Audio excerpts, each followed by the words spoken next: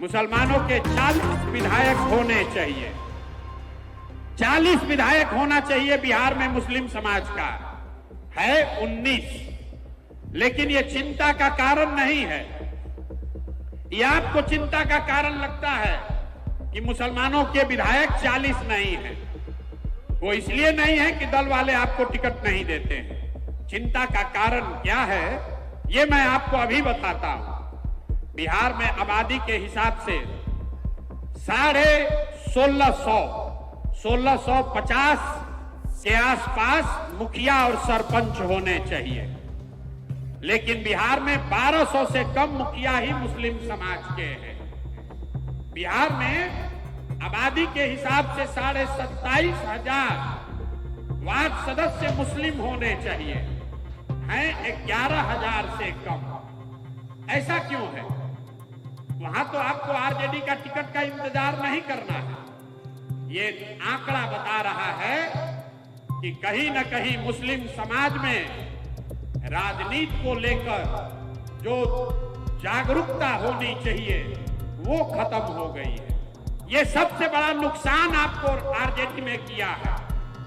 आपको विकास दिया या न दिया, आपको ये राजनीतिक मानसिक गुलामी दे दी, जिसमें ये बता दिया कि अगर जीवन में आगे बढ़ना है तो राजनीति हमको करने दो, हमारा झंडा लेकर पीछे जीवन भर चलते रहो। इसीलिए आपके बच्चे MY समीकरण चाहिए। यही आपको बताया गया है पिछले 30 साल में। MY समीकरण होगा तो उससे हम लोग भाजपा को हरा देंगे, लेकिन उस सारे समीकरण से आप भाजपा को अभी तक नहीं हरा पाए। ऐसा क्यों? ऐसा इसलिए कि अब MY समीकरण कहीं बचा ही नहीं है। अब समीकरण है YM। जहां Y खड़ा होता है वहां पर मुकम्मल M समाज के, मुसलमान समाज के लोग उसको वोट देते हैं। लेकिन जैसे ही मुसलमान खड़ा होता है तो आधे से ज्यादा Y समाज के लोग हिंदू मुसलमान के नाम पर जाकर भाजपा को वोट देता है। आप हमारे लिए, जन सुराज के लिए किरासन तेल नहीं है। लालटेन में आप जल रहे हैं, रोशनी कहीं और हो रही है। जल रहा है आपके बच्चों का भविष्य, रोशनी कहीं और हो रही है। आपकी जिनसे लड़ाई है वो विचारधारा आधारित व्यवस्था है।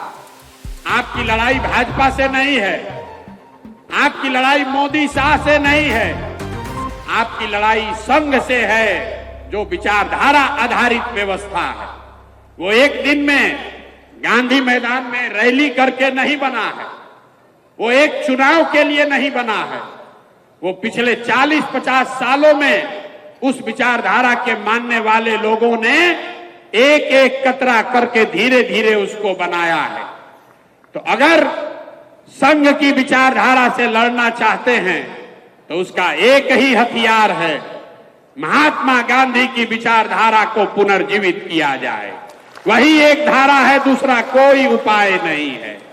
तो जन सुराज वही प्रयास है, महात्मा गांधी की विचारधारा को फिर से पुनर्जीवित किया जाए, जिसमें गांधी, अंबेडकर, कम्युनिस्ट और समाजवाद को मानने वाले लोग मुसलमानों के साथ मिलकर सामाजिक राजनीतिक ऐसा गठजोड़ बनाए जिसको कोई चुनाव में हरा नहीं सकता है। 2 अक्टूबर को जब ये जन सुराज दल बनेगा तो 1 करोड़ बिहार के लोग जो मिलकर इसको बना रहे हैं, उसमें हमसे लिख कर ले लीजिए 18 लाख मुसलमान भी शामिल होगा। गांव गांव जाकर मैंने मुसलमान भाइयों के हाथ जोड़े हैं, उनको समझाया है कि आइए ये व्यवस्था बन रही है, इसमें जुड़िए, इसके मालिक और मुखिया बनिए। जब ये दल बनेगा और 2 तारीख को इसके 25 लोगों के नेतृत्व की घोषणा की जाएगी तो उसमें 4 या 5 मुसलमान साथी भी चुनकर आएंगे जो इस दल का नेतृत्व करेंगे। इसमें कोई अल्पसंख्यक प्रकोष्ठ नहीं है, कोई प्रकोष्ठ नहीं। जो दल है वो एक ही दल है और उसमें 20% की आपकी भागीदारी सुनिश्चित है। बच गया विधानसभा। तो विधानसभा में 18% आपकी आबादी के हिसाब से जहां पर भी आपकी दावेदारी बनती है, कम से कम 40 विधायक आपके जरूर लड़ाए जाएंगे।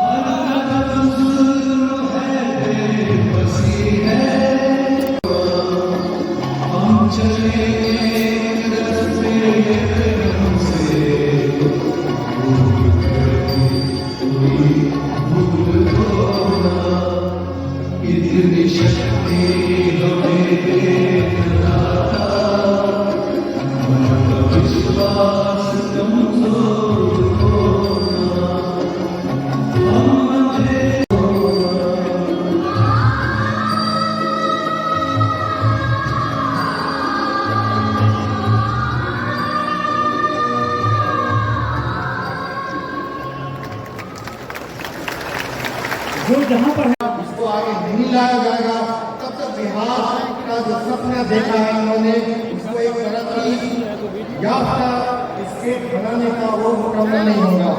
साथियों, किसान का ये कहना कि बिहार के मुसलमानों में से कम 40 से 45 लोग बिहार के असेंबली में चुन करके आए, ये मुसलमान वो पूरे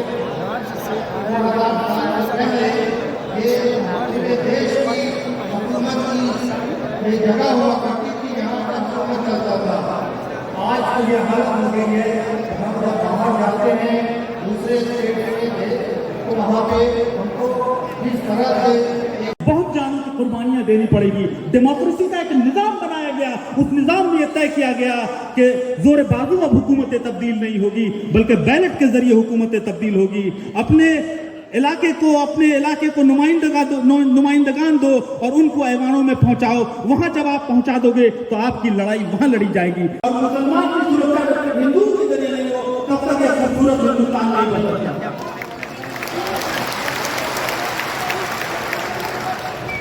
हमारे भाई ने पीछे से बात कही कि हमें अपनी गुफ्तगू को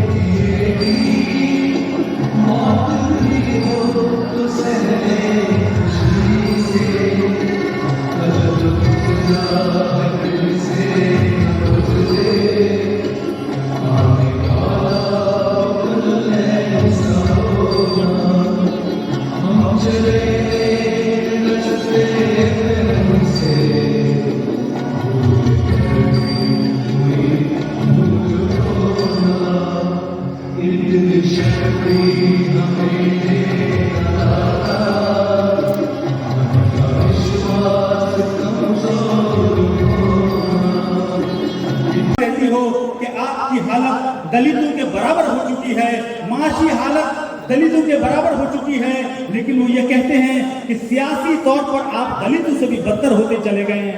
वो असेंबली 243 की जिसमें 14% वाली कम्युनिटीज 60 से 70 नुमाइंदगान भेजने में कामयाब हो जाते हैं। आपके बिहार के असेंबली में वो कौमें जो 13 से 14% हैं, वो 70 एमएलए भेजने में कामयाब हो जाते हैं। लेकिन बड़े अफसोस की बात है कि 18% वाली ये कम्युनिटी अपने असेंबली में 19 एमएलए भेजने में बड़ी मुश्किल से कामयाब हुए, जबकि हमारे बुजुर्गों हमें फरमाया कि दौरे जदीद में मुसलमानों तो उसका एक ही हथियार है, महात्मा गांधी की विचारधारा को पुनर्जीवित किया जाए। वही एक धारा है जिसका कोई उपाय नहीं है। तो जन सुराज वही प्रयास है। महात्मा गांधी की विचारधारा को फिर से पुनर्जीवित किया जाए, जिसमें गांधी, अम्बेडकर, कम्युनिस्ट और समाजवाद को मानने वाले लोग मुसलमानों के साथ मिलकर सामाजिक राजनीतिक ऐसा गठजोड़ बनाए जिसको कोई चुनाव में हरा नहीं सकता। इसीलिए मैं रोज कहता हूं कि जीतेगा जन सुराज ही, जीतेगा जन सुराज ही। जब मैं कहता हूं मुसलमानों का वोट नहीं चाहिए, उसके पीछे भी यही सोच है।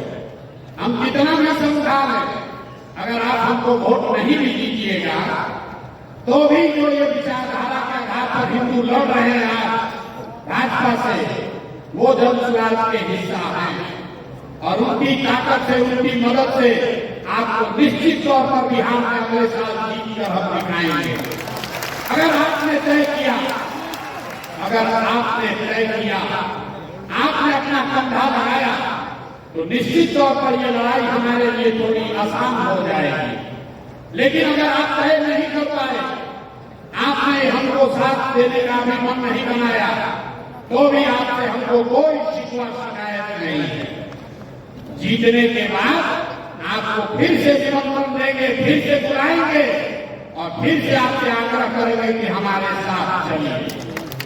उस समय भी आपको साथ लेकर चलेंगे।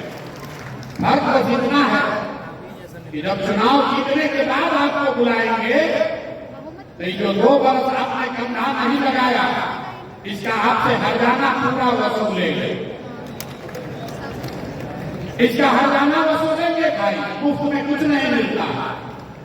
आज साथ में चलिएगा तो कोई हर्जाना नहीं। जीतने के बाद चलिएगा तो इसी सभागार में, आपके गांव में, जहां पर भी आपको साथ लेकर चलने आएंगे, वहां पर अपने खर्चा से सेवई का व्यवस्था करके रखिएगा। क्योंकि जीत के खुशी का सेवई भी आपसे ही खाएंगे और फिर आपको साथ लेकर चलेंगे। तय आपको करना है।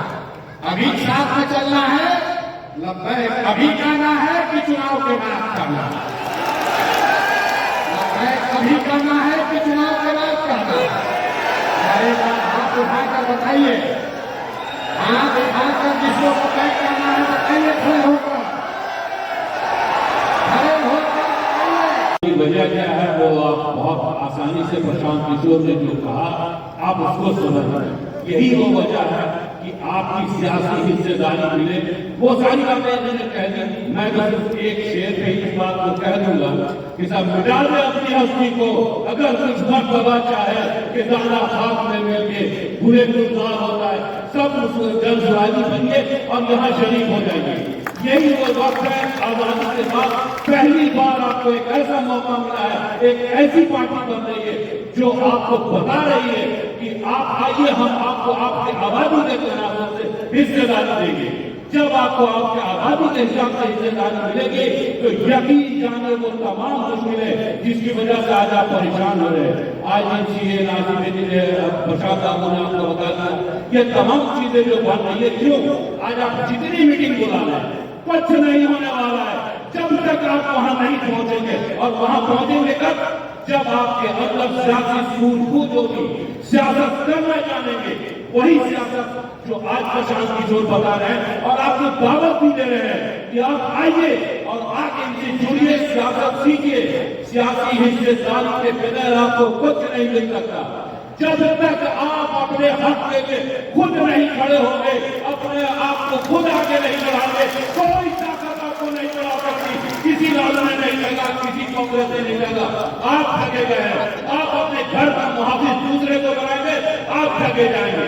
आज जिस तरीके से खुले दिल से कह रहे हैं प्रशांत जी, अगर इस वक्त भी हम नहीं आए और हम नहीं सुन रहे तो यकीन जानिए दुनिया की कोई ताकत हमको नहीं मिला सकती। यही बहुत कह करके मैं अपनी बात खत्म करता हूँ।